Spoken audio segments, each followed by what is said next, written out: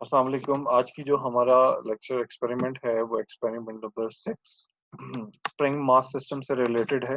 Spring mass system से हम इसमें पिछली जो हमने लेक्चर लिया था वो भी हमारा एसएचएम के ऊपर था, सिंपल हार्मोनिक मोशन के ऊपर। और similarly with the two and fro motion of any object in a system, हम स्प्रिंग मास सिस्टम को भी एसएचएम सिंपल हार्मोनिक मोशन के ही अकॉर्डिंग देखेंगे।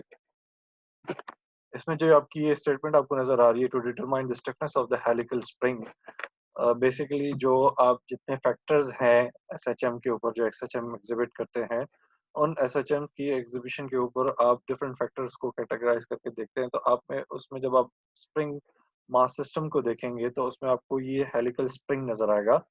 उस हेलिकल स्प्रिंग की जो प्रॉपर्टी है या जो फैक्टर है स्टिफनेस का, वो किस चीज के ऊपर डिपेंड करता है, इसको हम आगे देखेंगे अपने इस एग्जांपल, इस एक्सपेरिमेंट, प्रैक्टिकल एक्सपेरिमेंट के अंदर।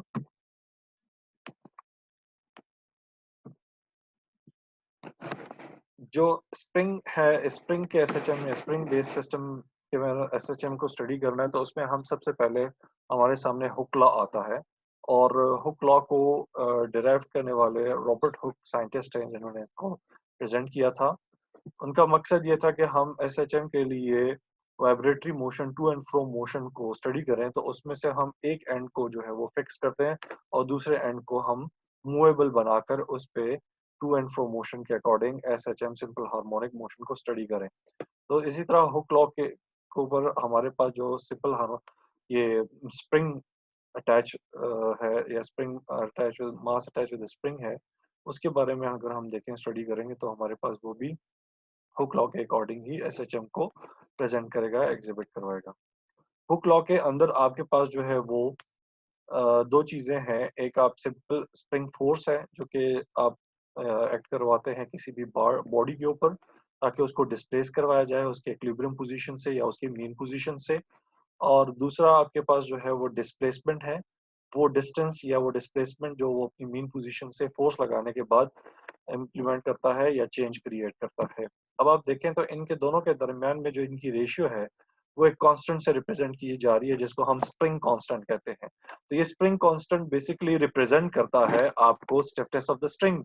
इसकी वैल्यू डिपेंड करती है कि जितनी ज्यादा इसके की वैल्यू होगी, इसका मतलब होगा कि उतना ही ज्यादा स्टिफ आपके पास या हार्डर स्प्रिंग आपके पास होगा आपके सिस्टम में। और जितना ही के की वैल्यू कम होगी, इसका मतलब है कि वो उतना ही सॉफ्ट और कम स्टिफनेस वाला स्प्रिंग जो है वो आपके सिस्टम में मौजूद होगा।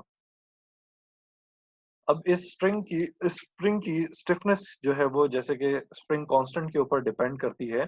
तो हर सिस्टम में हर स्प्रिंग के अपने अपने के की वैल्यू, कांस्टेंट के की वैल्यू होती है। लेकिन मोस्टली अगर हम अपने मास अटैच विद स्प्रिंग को स्टडी करते हैं, अपनी इक्वेशन को स्टडी करते हैं, डिफरेंट फैक्टर को स्टडी करते हैं, तो उसमें हम इसके लिए जो स्प्रिंग कांस्टेंट है उसको अप्रोक्सीमेटली इक्वल्स टू 1 कर देते हैं ताकि आपके पास जो है वो ऑलमोस्ट परफेक्ट कैलकुलेशन परफॉर्म हो सके या एक्यूरेट कैलकुलेशन परफॉर्म हो सके। अब चूंकि स्टिफनेस जो है वो डिफरेंट क्राइटेरिया, डिफरेंट सिस्टम्स के लिए आपके पास डिफरेंट जो स्प्रिंग्स हैं वो डिफरेंट होंगी। लेकिन इनका जो रेशियो होगा वो क्योंकि कांस्टेंट वैल्यू है, तो ये स्प्रिंग और स्प्रिंग फोर्स और डिस्प्लेसमेंट के दरमियान में जो रेशियो प्रेजेंट कर रहा होगा उसको वो कांस्टेंटली ही बिहेव करेगा।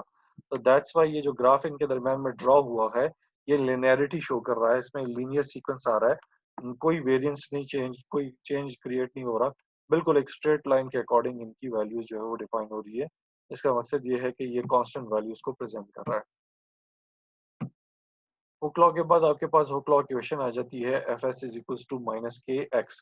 इसमें जो एफ एस है जो कि स्प्रिंग फोर्स है, अभी हमने ग्राफ के जरिए भी उसको देख लिया, उसकी आपके पास यूनिट न्यूटन है। और इसमें जो एक्स है वो डिस्प्लेसमेंट है from mean position to the extreme position, और इसकी यूनिट आपके पास मीटर में आती है। इस इन दोनों चीजों के थ्रू आपके पास जो स्प्रिंग कांस्टेंट की यूनिट होगी, अगर आपने किसी भी स्प्रिंग का उसकी स्टिफनेस आइडेंटिफाई करनी है तो उसको आप कैलकुलेट करेंगे with their unit of Newton पर मीटर।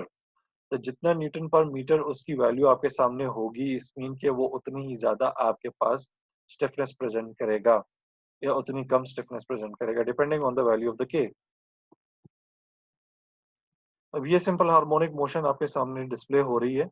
बेसिकली जो आपके सामने डिस्प्ले हो रही है सिंपल हार्मोनिक मोशन को इम्प्लीमेंट किया जा रहा है इसके अंदर, और जो कि वाइब्रेटरी मोशन परफॉर्म कर रही है एंड इक्विलिब्रियम पॉइंट के ऊपर, और जिसमें एम्पलीट्यूड आपके सामने एक्स से रिप्रेजेंट किया जा रहा है, जो कि मैक्सिमम डिस्प्लेसमेंट है उसकी मीन पोजीशन तक, जितना आप किसी भी एक सिस्टम में जो है वो मेजरेबल डिस्प्लेसमेंट प्रेजेंट कर सकते हैं। अब ये डिस्प्लेसमेंट आपके पास डिपेंड करती है कि आप जितनी फोर्स उसके ऊपर लगा रहे हैं।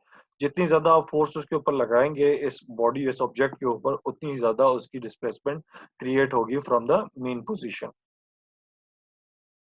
के बाद आपके पास फोर्स आ जाती है। Force occurred at the amplitude, force जो है वो एम्पलीट्यूड के ऊपर अकर होता है, और 0 एट द इक्विलिब्रियम। अब आप देख रहे हैं यहाँ पर आपके पास ये आ रही है वैल्यू, ये इसकी जो है ये दोनों एम्पलीट्यूड वैल्यूज़ हैं, या एम्पलीट्यूड लेवल है। और इस एम्पलीट्यूड लेवल के ऊपर जो है वो आप इसको आप एक एक्सट्रीम पोजीशंस भी कह सकते हैं। अब जब इसकी मूवमेंट स्टार्ट हो जाती है, to and fro motion start हो जाती है फ्रॉम मेन पोजीशन, तो इसकी जो फोर्स की डायरेक्शन होती है, जिसको हम रिस्टोरिंग फोर्स कहते हैं, उसकी direction toward the main position होगी। लेकिन मेन पोजीशन पर जाने के बाद वो फोर्स जो है वो इक्वल्स टू 0 हो जाएगी। ठीक है? अब जब वो इक्वल्स टू 0 हो जाएगी तो एक्सट्रीम पोजीशन जो है, उस जगह आपके पास फोर्स की वैल्यू मैक्सिमम होगी, क्यों? वहां से वो स्टार्ट ले रहा है, तो जहां से वो स्टार्ट ले रहा है उस पे वो मैक्सिमम फोर्स लगा रहा है। तो जब वो मीन पोजीशन पे पहुंच जाता है, जिस तरफ उसकी डायरेक्शन है, वहां पर उसकी वैल्यू 0 के इक्वल हो जाएगी। इसी के अपोजिट आपके पास जो है वो वेलोसिटी आ जाती है। वेलोसिटी चूंकि आप देख रहे हैं जहां से जब वो स्टार्ट लेगी, वेलोसिटी अब देख रहे हैं एक्सट्रीम पोजीशन से वो स्टार्ट लेगी। तो एक्सट्रीम पोजीशन के ऊपर जो डिस्टेंस है वो आपके पास 0 है, जो उसका डिस्प्लेसमेंट आ रहा है, यहाँ पर आपके पास वो स्टार्ट ले रहा है, तो यहाँ पर जो डी की वैल्यू है वो क्या है? 0 है। D is equal to 0। तो यहाँ पर जो वेलोसिटी होगा वो भी इक्वल्स टू 0 ही होगी। जब ये वापस यहाँ से इस तरफ आएगा, तो इधर आने के बाद इसमें डिस्टेंस में चेंज आएगा। इसका जो डिस्टेंस है वो भी मैक्सिमम कोई ना कोई वैल्यू रह रहा होगा, उसकी कोई ना कोई वैल्यू होगी मैक्सिमम पॉइंट पे। उसी पॉइंट के अकॉर्डिंग इसकी जो वैल्यू वेलोसिटी होगी वो भी मैक्सिमम होगी। डी 0 है, डिस्प्लेसमेंट 0 है, इसका मतलब है वेलोसिटी भी 0 है। तो वेलोसिटी का मतलब ये है कि rate of change of displacement with respect to time. तो दैट्स व्हाई उसकी वेलोसिटी की जो वैल्यू है वो भी डिपेंड करती है डिस्प्लेसमेंट के ऊपर। तो जितना वो ज्यादा डिस्प्लेस करेगा उसकी वेलोसिटी उतनी ही ज्यादा आपके पास डिफाइन होगी, उसकी इतनी ज्यादा वेलोसिटी डिफाइन होगी। तो ये वेलोसिटी डिपेंड करती है आपके पास डिस्प्लेसमेंट के ऊपर, rate of change of displacement के ऊपर। ठीक हो गया? अब ये मूवमेंट आपके पास, क्योंकि आप देख रहे हैं कि जो वेलोसिटी है उसकी डायरेक्शन आपके पास डी बाय टी के बराबर है, डी बाय टी। ये वैल्यू आपके पास डिपेंड कर रही है इसी के ऊपर कि आप 0 वैल्यू देगा तो 0 वेलोसिटी की वैल्यू होगी। तो एक्सट्रीम पोजीशन पे वेलोसिटी 0 है, मीन पोजीशन पे वेलोसिटी जो है वो मैक्सिमम है, इस तरह से। के बाद आपके पास जो है वो period of the mass spring system है। Period of the mass spring system में जो हेलिकल स्प्रिंग है उसका पीरियड, टाइम पीरियड जो है वो T is equal to 2 pi under root M over K equal है। इससे पीछे जो हमने सिंपल पेंडुलम की एग्जांपल ली थी, तो सिंपल पेंडुलम में हमने जो एक्सपेरिमेंट परफॉर्म किया था, वहां पर टाइम पीरियड की वैल्यू हमारे पास 2 pi under root L over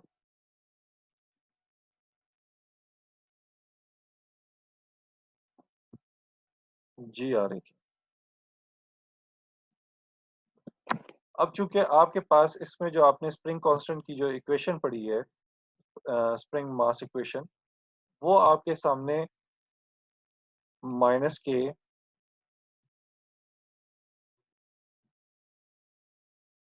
x आ रही है। तो आपने पीछे इसके अंदर जो है वो वैल्यूज देखी, वो आपने देखा कि आपके पास दो किस्म की जो है वो स्प्रिंग्स आ रहे हैं। ये आपके पास हॉरिजॉन्टल स्प्रिंग आ रहा है जो हॉरिजॉन्टल सरफेस के ऊपर डिस्प्ले हो रहा है, और शुरू में ही बिल्कुल आपने जो स्प्रिंग देखा था वो आपके पास वर्टिकल स्प्रिंग था। तो वर्टिकल स्प्रिंग जो है उसके अंदर आपके पास value according to the acceleration change होगी। वहां पर आप नॉर्मल एक्सेलरेशन लेंगे हॉरिजॉन्टल के ऊपर, यहाँ पर आपके पास नॉर्मल जो है वो एक्सेलरेशन होगी ए, और यहाँ पर आपके पास जो एक्सेलरेशन होगी वो ड्यू टू द ग्रेविटी होगी। तो ये दो डिफरेंस आपके पास स्प्रिंग्स के अंदर आ रहा है जो चेंज क्रिएट करेगा। तो इससे जो हमारे पास इक्वेशन बनेगी यहाँ पर, वो इक्वेशन हमारे पास M A equals to minus K over X है for horizontal spring mass system.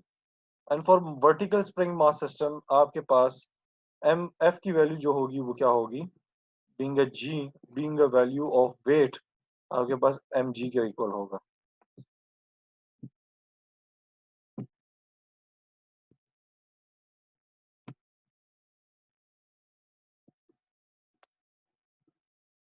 अब यहाँ से जब हम इक्वेशन को कैरी करते हैं तो आप देखते हैं कि आपके पास जो लास्ट वाली इक्वेशन आई है वो है आपके एम ओवर जी, तो ये आपके एम ओवर के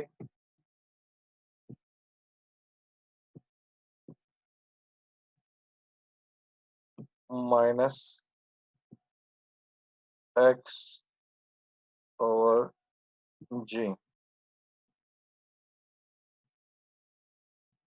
अब x चूंकि डिस्प्लेसमेंट है और ये एक वेक्टर क्वांटिटी है, तो ये डायरेक्शन की बिना पर ये अपने नेगेटिव साइन को शो करवा रहा है कि जो पीछे हमने डायरेक्शन देखी इसकी x की। अब आप देखते हैं कि ये फॉर्मूला आपके सामने आ रहा है। तो ये माइनस के एक्स, ये due to the direction of the X value है।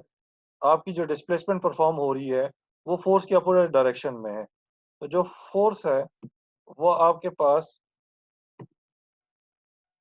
देख रहे हैं इस डायरेक्शन में फोर्स लग रही है। जो डिस्प्लेसमेंट क्रिएट हुई है वो इस डायरेक्शन में परफॉर्म हुई है डिस्प्लेसमेंट। तो दोनों अपोजिट डायरेक्शन में है फोर्स और एक्स की वैल्यू, और एक्स और फोर्स जो है वो दोनों वेक्टर क्वांटिटी हैं, तो ये अपनी डायरेक्शन को डिस्प्ले करवाते हैं। अब इसी वेक्टर क्वांटिटी को अगर हम एज अ स्केलर क्वांटिटी देखें, तो स्केलर क्वांटिटी चूंकि डायरेक्शन को जस्टिफाई नहीं करती है, तो आपके पास अगर हमारे पास ये जो एक्स की वैल्यू है, अगर ये for vertical spring mass system या वैसे स्केलर मास सिस्टम, तो ये आपके पास एल ओवर जी के इक्वल आ जाता है, जिसमें हम नेगेटिव साइन को निगलेक्ट कर देते हैं क्योंकि दोनों स्केलर क्वांटिटीज हैं, इसलिए हमारे पास एल स्केलर क्वांटिटी है, डिस्टेंस है, डिस्प्लेसमेंट नहीं है। डिस्प्लेसमेंट स्केलर क्वांटिटी है, जो वेक्टर क्वांटिटी, इसलिए उसके नेगेटिव साइन को हम देख रहे थे। इसमें हम नेगेटिव साइन को इसलिए नहीं देख रहे हैं क्योंकि यहाँ पर ये हमारे पास एक स्केलर क्वांटिटी है। तो उस वजह से हमारे पास एल ओवर जी जो है वो equal to M over K equal आ गया। अब आप ये देखें कि आपके पास ये जो एल ओवर जी है, इसकी जगह हमने वैल्यू क्या दे दी है, एम ओवर के और स्प्रिंग मास सिस्टम, ये आपके पास वैल्यू डिफाइन है। इसी तरह जब आप इसमें आप वैल्यूज को देखते थे जी की वैल्यू को, तो सिमिलरली उसमें आप देखते थे कि जी की वैल्यू आपके पास 9.8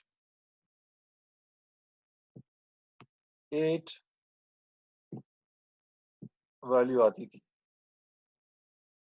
जो ये कांस्टेंट वैल्यूज है 9.8 मीटर पर सेकेंड।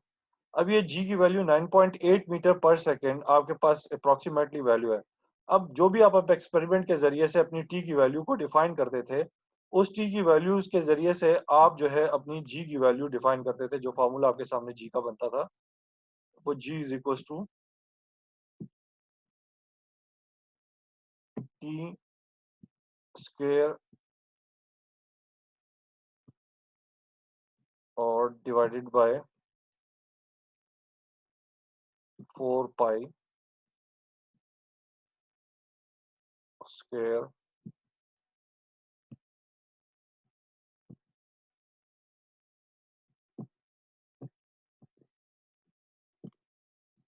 और मल्टीप्लाई बाय एल। इसके जरिए से आप जी की वैल्यू निकालते थे जो भी आप अपने एक्सपेरिमेंट में टी की वैल्यू निकाल रहे हैं। तो अगर वो जी की वैल्यू आपके पास 9.8 आ जाती है, इसका मतलब है कि आपने अपना टाइम पीरियड जो है वो एक्यूरेट निकाला है, अगर अप्रोक्सीमेटली इक्वल्स टू दिस हो जाए। अगर अप्रोक्सीमेटली इक्वल्स टू नहीं, अगर 4 समथिंग वैल्यू आ रही है या 3 समथिंग वैल्यू आ रही है, तो ये तो कोई आपके पास वैल्यू ना हुई जी की। तो उसकी वजह से आपके टाइम पीरियड की वैल्यू जो है वो मिसमैच कर जाएगी और वो अपना एक्यूरेट रिजल्ट नहीं देगी। सिमिलरली आप स्प्रिंग मास के लिए भी स्प्रिंग मास सिस्टम के लिए भी जो है अपना वैल्यू ऑफ जी से कंपेयर करके अपनी वैल्यू को डिफाइन कर सकते हैं कि आपके टाइम पीरियड की वैल्यू ठीक है या नहीं है। तो वो फार्मूलाज, ये फार्मूलाज हैं, इन फार्मूलाज के ज़रिए से आप जो है वो इक्विलेट करके अपनी जी की वैल्यू के फाइंड आउट कर सकते हैं, जो भी आपने टाइम पीरियड निकाला है अपने मास अटैच विद स्प्रिंग के लिए।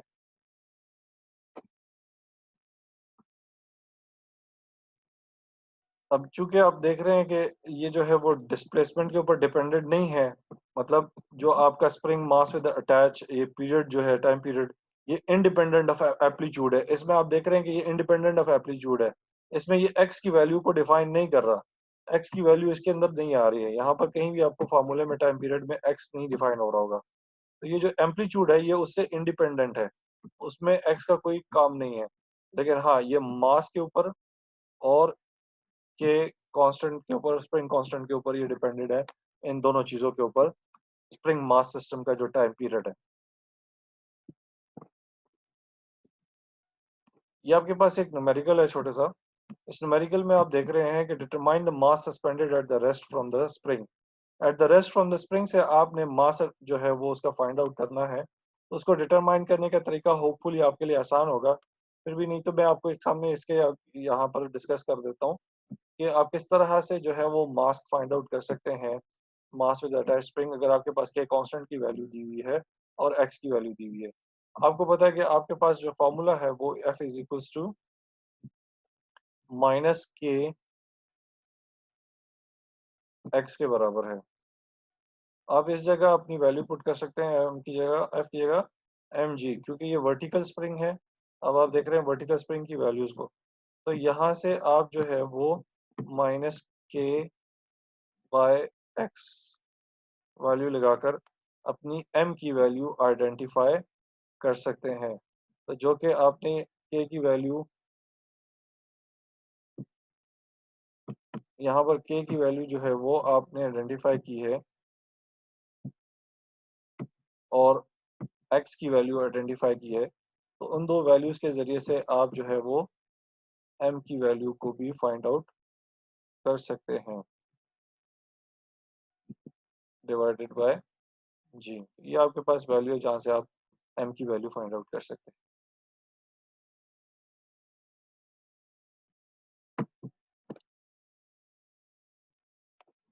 जो कि 30 किलोग्राम मीटर पर सेकेंड आई है। ये एक और आपके सामने एग्जांपल है, A2 ग्राम, जिसमें आपके पास जो है वो इन्होंने मास की एम की वैल्यू जो है वो आपके सामने 2 किलोग्राम दी हुई है। M is 2 kilogram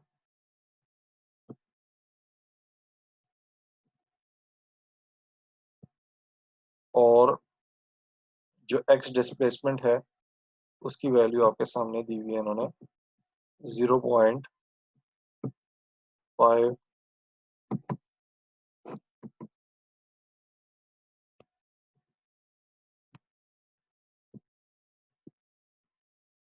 metre,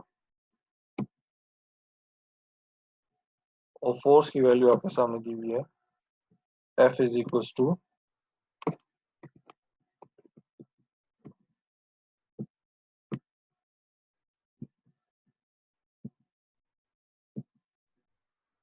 60 Newton.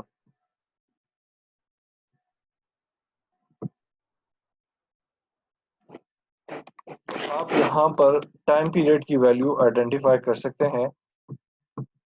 Time period की वैल्यू को आइडेंटिफाई करने से पहले आपको के की वैल्यू रिक्वायर्ड होगी। तो के की वैल्यू आपके सामने है माइनस एफ ओवर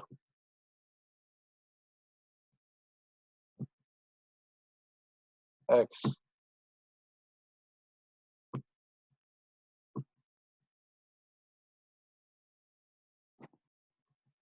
जो कि 60 डिवाइडेड बाय 0.5 आ रही है।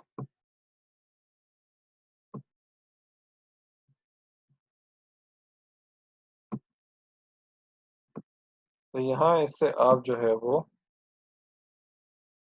टाइम पीरियड की वैल्यू अब निकाल सकते हैं, विच इज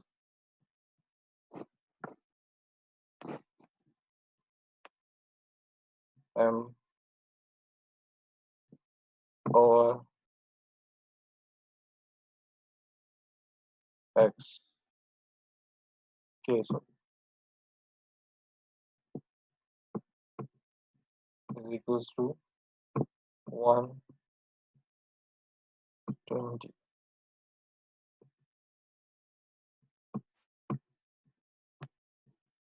तो यहाँ आप जो है वो अपनी वैल्यू को डिफाइन कर सकते हैं। 22/7 is 4 पाई, और ये आप जो है वो 2 kg divided by 120, which is equals to t is equals to 0.81 second।